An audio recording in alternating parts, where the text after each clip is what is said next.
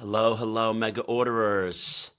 I thought that I need to give you an update on this most disorderly of events, the tragic terrorist murder of two Israeli embassy staff outside the Jewish Museum in D.C. yesterday, Wednesday evening, May 21. This is disorderly, of course, because the political intentions of the killer, quote unquote, to free Palestine, and then murdering people at a humanitarian event who are trying to help get aid into Gaza.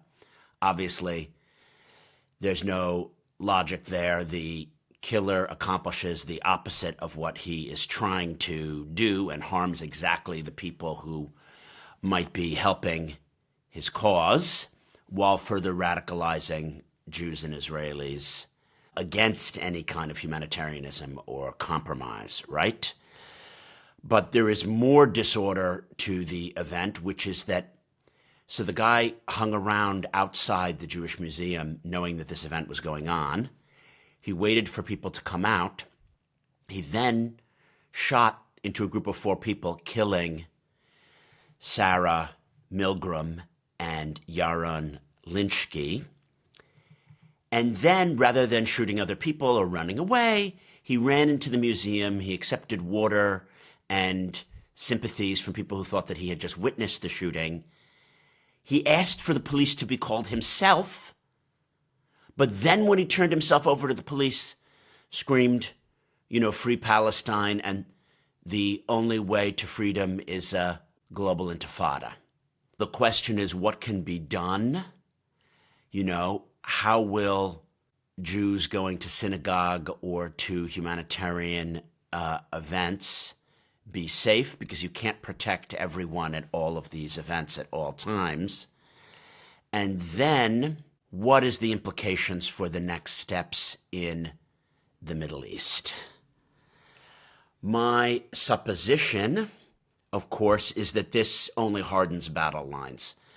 It will make it more difficult for the Israelis to be seen to be backing down. There's more support for continuing the war and the siege. But I want to point out, just like I did with my Gary Lineker video, the bizarre uniqueness here.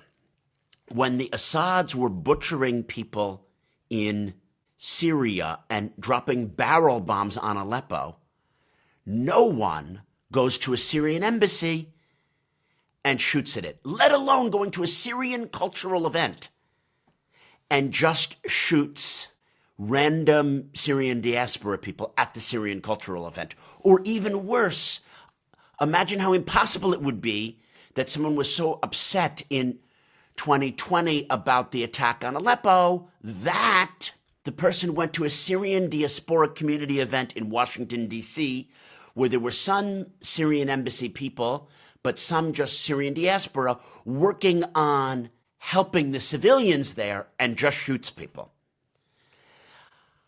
I think antisemitism, in this sense, gets at the conspiratorial nonsense about vaccines cause autism and other insanities about the Bannonite MAGA right on the one hand and the insane post-colonial woke absurd left on the other, the non-truth, non-causality aspect here. And it really focuses on Israel and Jews as somehow being disproportionately powerful or important. You just cannot imagine someone going to that Syrian cultural event and just shooting random people. It's not possible, right?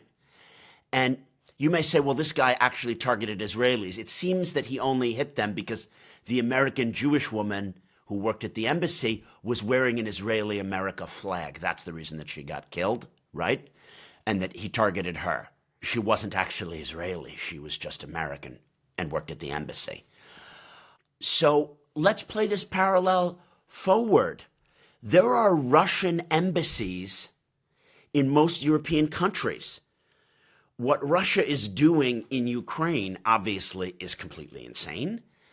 No one goes to those Russian embassies in Budapest or Bucharest and shoots people. And then certainly no one goes to a Russian diasporic cultural event in London, where maybe some of them are talking about humanitarian aid for Ukrainians because they feel bad about the war, and just shoots Russian diasporic people in Hampstead. It doesn't happen. The Russian community in Hampstead doesn't need to have security at their events.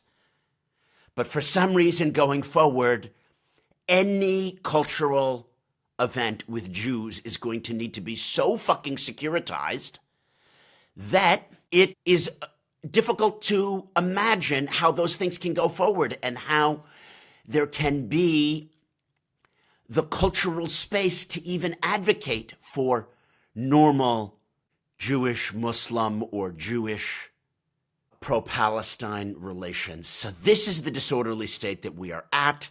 I want to point out this uniqueness and hypocrisy here. And I really don't have any conclusions. I'm very shaken. Obviously, I think the humanitarian aid should be flowing into Gaza, and there shouldn't be the second occupation or war.